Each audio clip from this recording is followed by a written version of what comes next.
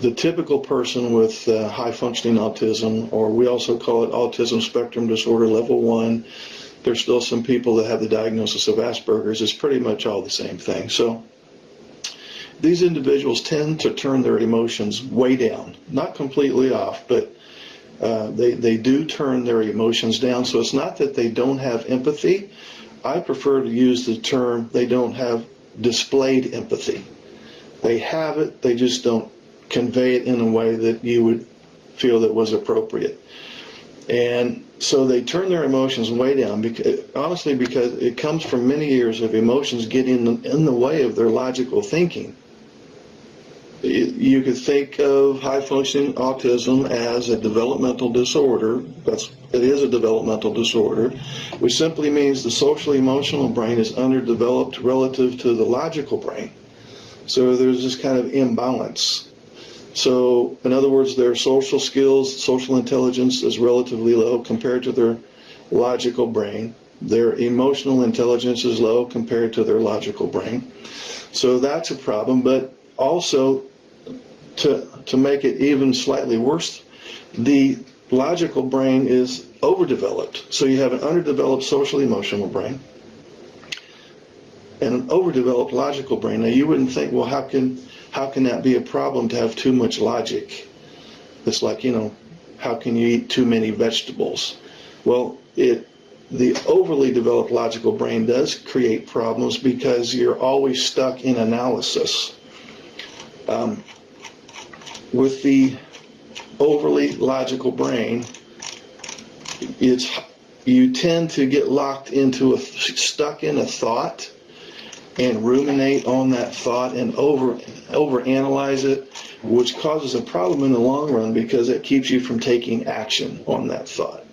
So you're just kind of stuck in a thought, and that thought doesn't translate to action. So anyway, so the underdeveloped social emotional brain, the overly developed logical brain, and so they think that emotions get in the way of their logical thinking, is my point. It's not that they don't have room for emotions, they just don't see any need for emotions. They just get in the way of completing tasks. If you have, for example, you're with a spouse who has high-functioning autism, you no doubt have discovered that they're highly task-oriented and not so much social. Your husband, for example, who may have high-functioning autism, you may have often had the impression that he prefers to spend more time with his special interest or with work than with you. In fact, their motto might be remove the emotions and accomplish the task more efficiently. So that's one reason why I'm referring to this question where the lady's wanting to know why your husband doesn't show more empathy or sympathy or have deeper connection. And it's because they turn their emotions way down. Another reason for this perceived lack of empathy is they have challenges understanding or predicting consequences of their behavior. And so they may view you as the neurotypical spouse. They may view you as irrational or illogical. Because if you are an NT or a neurotypical wife, no doubt your social intelligence is very high. You're probably also very emotionally smart. There is such things called emotional intelligence. So you're dealing with a husband who's low in those areas, so no wonder it's a mismatch. I mean, there's enough disparity between a male brain and a female brain in the typical world. But when you have a female NT brain with an Asperger's male brain, now you really have some disparity. So there's little wonder why you guys would be arguing and not having a connection, because you're speaking English, he's speaking French type of thing. Also, it's been my experience that when you want to have the talk about relationship problems, that's almost intolerable to the Asperger's husband, because he will view your wanting to talk about the relationship problems as criticism. And you can reframe and reword as much as you want. He's still going to, at some level, feel attacked. They have a difficult time hearing negative emotions expressed by their spouse. And they will tend to hear a difference of opinion or an attempt to explain a different perspective about a situation. They will tend to view that as criticism and conflict, and you're trying to start a fight type thing. Another thing that may be going on with your spouse that has high functioning autism or Asperger's that gives you the impression that he has no empathy is the fact that with that, the way his brain is wired, routines are paramount. They don't like change, they don't like surprises, they like routine and structure. So when they find great comfort in routine, and they will get very stressed if you, the NT partner, tries to change them in any way, because they don't like change in general. And probably the other main thing that I alluded to earlier that contributes to their perceived lack of empathy is the fact that tasks always come first and relationships always come second. As many of you know in this group, when you have high functioning autism or Asperger's, you have this thing called mind blindness. And that simply means that if I have mind blindness, I have difficulty predicting or having an educated guess what might be in the mind of in this case, my spouse. I'm not sure how she feels, and I'm not sure how she thinks, and I'm not sure what her motives are, or what she's up to, or I'm really stumped at how to meet some of her emotional needs. So that's a simplification of mind blindness, but in essence, that's what it is. So, and then the other piece, and I'm getting to the business of how to have a communication strategy with your Asperger's or high functioning autistic husband. The other big piece is the anxiety. I would imagine that whenever you want to have the talk, quote unquote, before you get 2 words out of your mouth, he's already anxious. He's already going to assume that this is just going to be another argument. This is where I'm going to get blamed again. This is where I'm going to get ridiculed for not being more empathic and being a more loving connection, having loving connections, and so on. So those 2 things get in the way of a communication strategy, the mind blindness and the anxiety.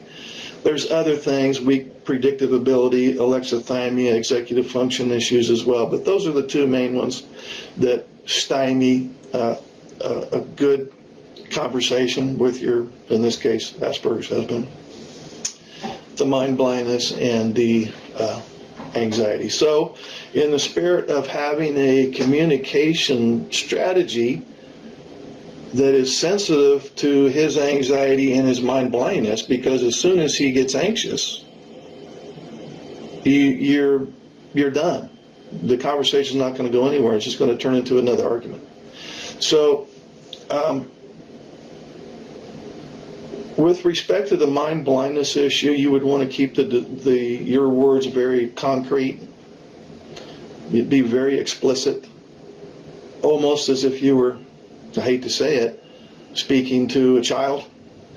You want to keep it very concrete, especially if you're talking about emotions. You're going to have to be super, super specific. Also, the longer that you talk, the more anxious he's going to get. So you can bet that if you drone on for 20 minutes, his anxiety is following you out. So you want to keep the discussion short and concrete. Also, since the typical high-functioning autistic brain is low in social and emotional intelligence, they're not going to understand how you feel. So if you say to your husband, for example, well, I feel this way about that, and my feelings on this issue are such and such, and then you expect him to take how you feel and then apply it to a task he's supposed to execute, it's not going to happen. So instead of talking about how you feel and expecting him to know what he's supposed to do based on how you feel. Simply tell him what you need. So speak in terms of needs rather than feelings. That would help him out. Since they don't like surprises, they don't like change or surprises, what you could do to take the surprise piece out of the equation is to make an appointment with him. Now, there's some things that are going to be emergent that need to be addressed right now. I understand that, but the other 90% of things, just make an appointment. You could say, I need your help with something. Can we, when you're calm or when you're done doing what you're doing, can we discuss that? So that's not going to remove his anxiety about having the talk, right? But at least it'll give him a heads up, and it won't be a surprise. You can let him say, okay, well, later today, 6 o'clock or whatever, we'll talk about it. And then, so you've spared him from having a surprise. The other thing that typically happens, and I'm not blaming any of the neurotypical wives in here, but it's been my experience that when she finally gets his attention, it's not uncommon for her to pull out a laundry list of problems. She was wanting to address problem 1, but she's 30 minutes into this monologue now, and now she's drug out problems 2, 3, 4, 5, and 6.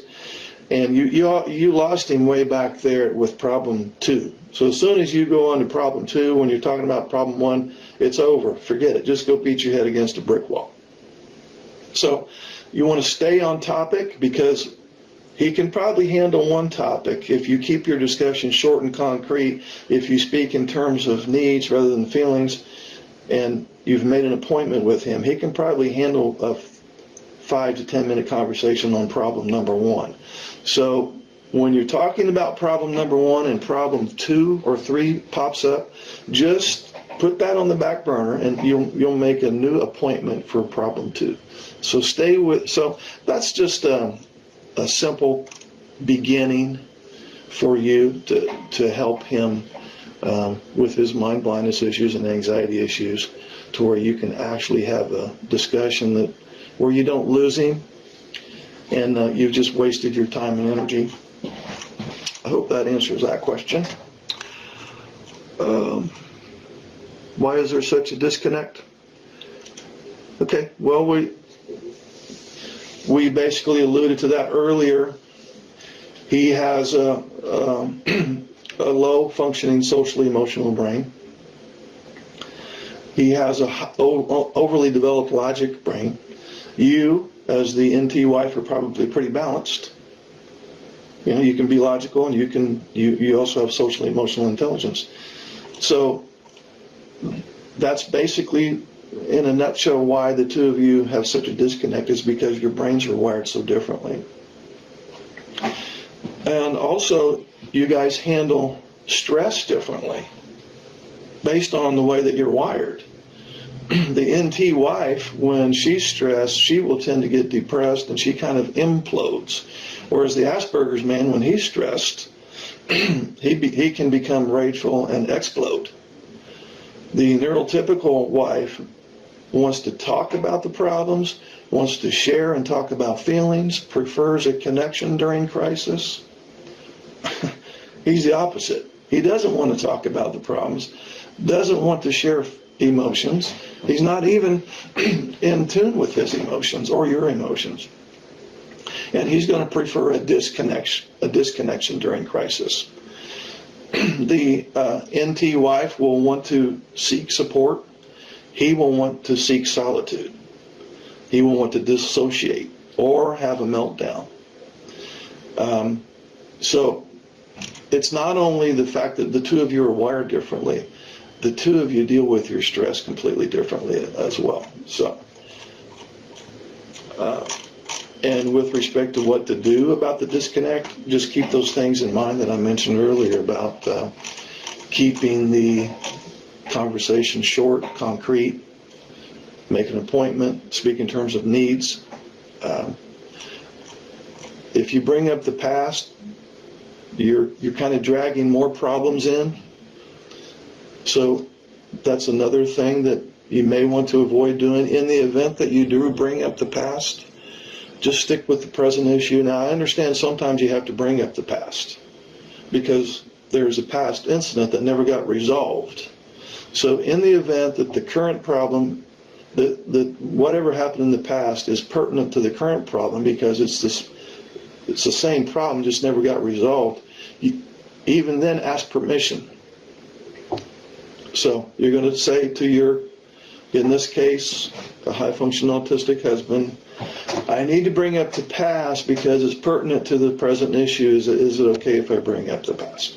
So if you need to bring up the past because it's pertinent to the present thing, fine. But even then, ask permission because you're going to run the risk of raising his anxiety again.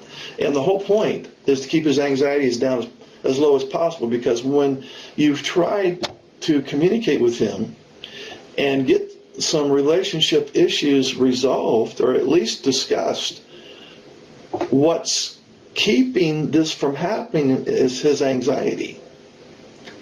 He draws a blank. He can't think straight when he's anxious. And quite honestly, people with high functioning autism are anxious most of the time. It's probably the most serious trait. Well, I'm going to go on record as saying, yes, it is the most serious problem for the individual, because it's like they're dodging paintballs all day.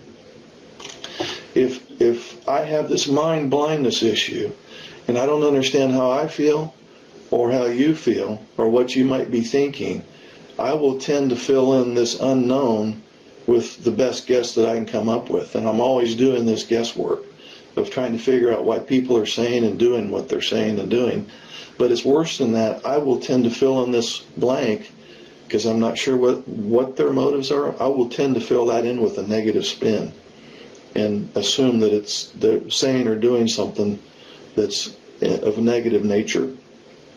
So if I go through my day always trying to guess how I'm supposed to behave, what I'm supposed to say, what I'm supposed to do, and I'm always on alert that other people are going to be hurting me at some level, I'm anxious all day long.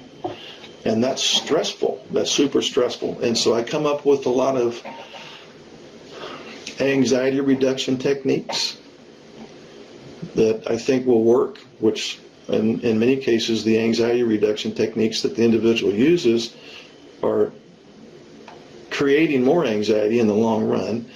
But anyway, some anxiety reduction techniques would be meltdowns, shutdowns, making you, my wife, the neurotypical wife, making you wrong. I'm right, you're wrong, you're crazy, you don't know what you're talking about.